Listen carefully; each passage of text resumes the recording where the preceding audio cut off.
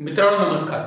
मित्रांनो, बांगलादेशच्या माजी पंतप्रधान शेख हसीना यांना काल फाशीची शिक्षा झाली। ही जी फाशीची शिक्षा झालेली आहे त्याची कारणं काय, त्यांच्यावर आरोप काय होते आणि ते आरोप सिद्ध झाले की नाही सिद्ध झाले आणि त्या सध्या कुठे आहेत आणि त्यामध्ये भारताची भूमिका काय, अशा अनेक प्रश्न तुमच्या मनामध्ये निर्माण झाले असतील। या सर्व प्रश्नांची उत्तरं आपण शोधण्याचा या व्हिडिओच्या माध्यमातून प्रयत्न करणार आहोत आणि म्हणून हा जो व्हिडिओ आहे हा शेवटपर्यंत बघा, म्हणजे तुम्हाला नक्की बांगलादेशमध्ये मागच्या वर्षी जो जेनजेनी जो उठाव केला होता त्याच्या मागची पार्श्वभूमी आणि आता हे जे काही शेख हसीना जे आहेत त्यांना या ठिकाणी फाशीची शिक्षा का सुनावली गेली ह्याचा जो संबंध आहे तो तुमच्या लक्षामध्ये येईल आणि म्हणून व्हिडिओ शेवटपर्यंत बघा, तुम्हाला संपूर्ण बांगलादेशची जी कहाणी आहे ती समजून येईल। आपण व्हिडिओला सुरुवात करूया। मित्रांनो, मागच्या वर्षी जुलै ऑगस्ट महिन्यामध्ये आपण ज्या बातम्या बघितल्या होत्या किंवा जे सोशल मीडियावर जे व्हिडिओ व्हायरल झालेले होते त्याच्यामध्ये आपण बघितलं की जेनजीनी त्या बांगलादेशमध्ये एक मोठं आंदोलन उभारलेलं आहे आणि त्यांनी त्या ठिकाणी रस्त्यावर उतरून त्या ठिकाणी एक मोठं आंदोलन करून त्या ठिकाणी पोलिसांमध्ये आणि जेनजीमध्ये झडपा होत आहेत, जाळपोळ होत आहे आणि मोठ्या प्रमाणावर त्या ठिकाणी आंदोलन पेटलेलं आहे हे आपण डोळ्यांनी पाहिलं आणि त्याची जी झळ आहे ती त्या ठिकाणचं जे शेख हसीना सरकार होतं त्यांच्यापर्यंत पोहोचली आणि त्या ठिकाणी त्यांना शेवटी राजीनामा द्यावा लागला आणि देश सोडून त्यांना पळून जावं लागलं। परंतु ही जी परिस्थिती आहे ही का निर्माण झाली ही समजून घेणं महत्त्वाचं आहे आणि त्यासाठी तुम्हाला ह्याच्या शेख हसीना त्या ठिकाणी ज्या पंतप्रधान होत्या त्या कशा प्रकारे त्यांचं काम करायची जी पद्धत होती ती जर तुम्ही समजावून घेतली तर तुम्हाला समजावून येईल की ही नक्की परिस्थिती त्या ठिकाणी का उद्भवली। म्हणून तुम्हाला थोडक्यामध्ये जर शेख हसीना यांचा जर तुम्ही कार्यकाळ जर बघितला तर सर्वात प्रथम त्या 1996 ते 2001 पर्यंत पंतप्रधान होत्या आणि त्यानंतर 2009 नंतर 2024ला राजीनामा देऊन देश सोडून पळून जाऊपर्यंत त्या पंतप्रधान होत्या। म्हणजे 1971 नंतर ही एकमेव अशी महिला होती की ज्या त्या ठिकाणी 20 वर्षापेक्षा जास्त काळ त्यांनी त्या ठिकाणी पंतप्रधान पदावर राहिलेले आहेत आणि त्यांचा जो कार्यकाळ आहे तो वादग्रस्त राहिलेला आहे आणि त्यांनी त्यांच्यावर मुख्य जे आरोप आहेत ते हे आहेत की त्या लोकशाही मानतात असं सांगतात, लोकशाही मार्गाने निवडून येतात, परंतु जे निवडणूक प्रक्रिया आहे त्याच्यामध्ये ते हेरफार करतात आणि त्यांच्या ज्या प्रकारचं बहुमत त्यांना त्या ठिकाणी मिळतं ते एकदम म्हणजे समजण्याच्या पलीकडचं अशा प्रकारचं आहे। अशा प्रकारचे आरोप त्यांच्यावर आले, मॅनिप्युलेशन असेल, यंत्रणेचा गैरवापर असेल हे आरोप त्यांच्यावर होते, भ्रष्टाचाराचा आरोप सुद्धा त्यांच्यावर होते आणि मुख्य त्यांच्यावर जे आरोप होते ते हेच होते की ते लोकशाहीचा फक्त वरून एक आवरण घेतलेलं आहे परंतु आतून मात्र ते हुकुमशाहीसारखे वागत आहेत आणि त्यानंतर त्यांचे जे काही निर्णय घ्यायची जी प्रक्रिया आहे किंवा जे निर्णय किंवा जे कायदे किंवा जे पॉलिसीज ते बनवतात त्याच्यामध्ये देशाचा विचार न करता स्वतःच्या पार्टीचा आणि स्वतःच्या अजेंडा ते पुढे रेटण्याचा प्रयत्न करतात, हा त्यांच्यावर प्रमुख आरोप होते। परंतु त्यामध्ये त्यांनी एक गोष्ट केली होती ती म्हणजे त्यांनी असे काही निर्णय घेतले की ज्याच्यामुळं हे जे तरुण आहेत, जे युनिव्हर्सिटीमध्ये जे विद्यार्थी आहेत त्या विद्यार्थ्यांना त्याची झळ बसली आणि त्याच्यामधला एक निर्णय होता तो म्हणजे जो सरकारी नोकरी आहेत त्या सरकारी नोकऱ्यांमध्ये जे आरक्षण दिलं जातं त्या आरक्षणामध्ये त्यांनी एक कोटा सिस्टीम त्यांनी चालू केली की ज्याच्यामध्ये 1971चे जे वार सैनिक आहेत त्यांना दिले काही जागा किंवा असे काहीतरी वेगवेगळे कोटा सिस्टीम त्यांनी निर्माण केली की ज्याच्यामुळं जे दुसरे जे लोक आहेत त्यांना असं वाटलं की आम्हाला सरकारी नोकरीमध्ये जागा मिळते की नाही किंवा आमचा जो वाटा आहे हा दुसऱ्याला दिला जात आहे। म्हणून ही जी आरक्षणाची लढाई होती, बेरोजगारीची जी लढाई होती ती त्या ठिकाणी मोठ्या प्रमाणावर सुरू झाली आणि त्या ठिकाणी सगळ्यात पहिल्यांदा जुलै ऑगस्ट महिन्यामध्ये मागच्या 2024ला त्या ठिकाणी हे जे छात्र आंदोलन आहे किंवा विद्यार्थी आंदोलन आहे त्याला सुरुवात झाली। हे जे आंदोलन होतं हे सुरुवातीला अत्यंत शांततेने सुरू झालेलं होतं, परंतु असं सांगण्यात येतं की जे आरोप त्या ठिकाणी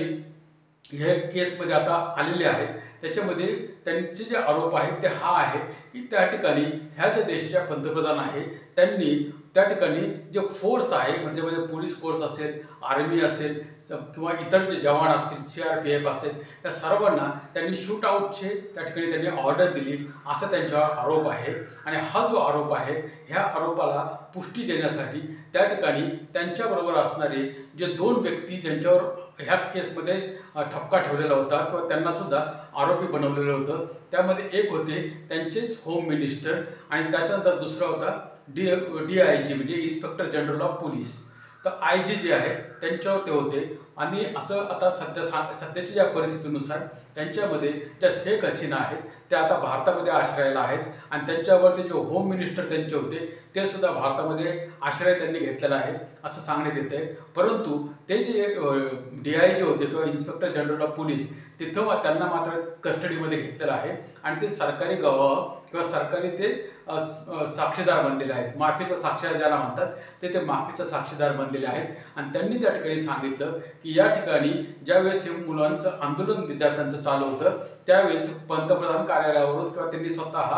आम्हाला फोन केला आणि शूटआउटची ऑर्डर दिली. आणि ही जी शूटआउटची ऑर्डर होती त्यामध्ये हे जे मुलं जे शांततेने त्या ठिकाणी लोकशाही मार्गाने आंदोलन करत होते त्यांच्यावर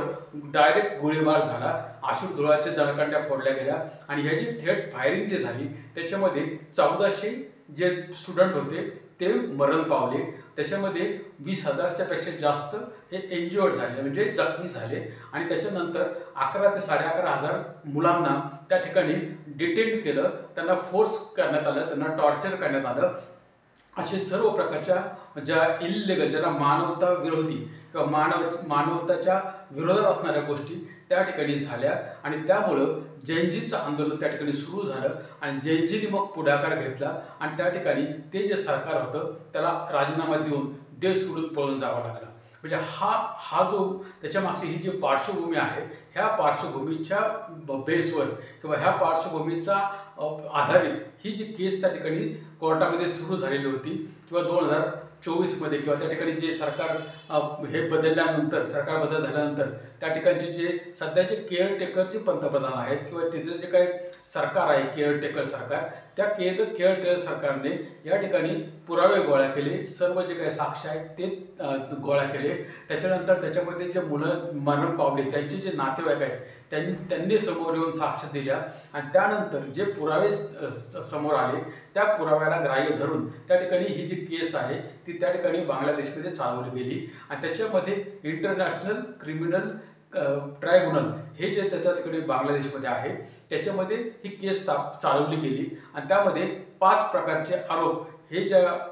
माजी पंतप्रधान शेख हसीना आहेत त्यांच्यावर 5 प्रकारचे आरोप त्या ठिकाणी लावले गेले. आणि त्या 5 आरोपांना त्या ठिकाणी पुरावे आणि साक्ष देऊन हे सर्व कन्फर्म केलेलं आहे की या ठिकाणी ह्या महिलेने पंतप्रधान पदावर असताना अशा प्रकारे मानवता विरोधी कृत्य केलेलं आहे आणि म्हणून त्या ठिकाणी त्यांना फाशीची शिक्षा देण्यात येते. मित्रांनो, ज्यावेळेस हा कोर्टाचा निर्णय त्या ठिकाणी लागला त्या कोर्टाचा निर्णय लागल्यानंतर ते जे बांगलादेशमध्ये जे केअरटेकर सरकार आहे त्या केअरटेकर सरकारने भारत सरकारला त्या ठिकाणी संपर्क केला आणि त्यांना सांगितलं की ही जे पंतप्रधान जे माजी पंतप्रधान तुमच्या देशामध्ये त्यांनी आश्रय घेतलेला आहे किंवा जे होम मिनिस्टर तुमच्याकडे असण्याची शक्यता आहे त्यांना प्रत्यार्पणाचा जो आपला करार आपल्यामध्ये बांगलादेशमध्ये भारतामध्ये जो प्रत्यार्पण करण्याचा करार आहे त्याच्यानुसार तुम्ही त्यांना आमच्या देशात परत पाठवा, कारण आम्हाला ही जी शिक्षा दिलेली आहे त्याची अंमलबजावणी करायची आहे. परंतु भारताने सुद्धा आपल्या गव्हर्नमेंट ऑफ इंडियाने त्या ठिकाणी त्यांना पत्रव्यवहार सुरू केलेला आहे. परंतु त्या ठिकाणी त्यांनी भारताचं म्हणणं हे आहे की आम्ही तुमच्याबरोबर आहोत, तुमच्या देशामध्ये शांतता राहावी, तुमच्या देशामध्ये जी लोकशाही आहे ती मजबूत व्हावी यासाठी आम्ही बांधील आहोत आणि आमच्या बाजूने आम्ही तुम्हाला सहकार्य करायला तयार आहोत. परंतु त्यामध्ये भारताने असं कुठेही सांगितलेलं नाही की प्रत्यार्पणाच्या ह्या क्लॉजनुसार आम्ही ज्या शेख हसीना आहेत का जर होम मिनिस्टर असेल तर त्यांना तुमच्या देशामध्ये आम्ही परत देतो, हे मात्र अजून जाहीर केलेलं नाही आहे. त्यामुळं त्या ठिकाणी भारत आणि बांगलादेश या 2 देशामध्ये सुद्धा तणाव निर्माण होण्याची शक्यता निर्माण झाली आहे. आणि आता पुढच्या येणाऱ्या काळामध्ये हे समजेल की त्या ठिकाणी कशा प्रकारच्या हालचाली होत आहेत. परंतु या ठिकाणी एक मात्र त्या ठिकाणी ही जी काही फाशीची शिक्षा दिलेली आहे त्याच्या मागे जो गुन्हा आहे तो हा सांगितलेला आहे की मानवता विरोधी हे कृत्य आहे आणि म्हणून ह्युमन राईट्सच्या अगेन्स्ट हे सर्व काय आहे किंवा मानवता विरोधी असल्यामुळं त्या ठिकाणी त्यांना ही फाशीची शिक्षा दिलेली आहे. आणि आता त्यानुसार असं म्हटलं जातं आहे की जे शेख हसीना आहेत त्यांची पण प्रतिक्रिया त्या ठिकाणी त्यांनी दिलेली आहे की मी उच्च जे ट्रायब्युनल आहे त्याच्यामध्ये मी अपील करणार आहे किंवा मी सुप्रीम कोर्टामध्ये ते बांगलादेशच्या अपील करणार आहे.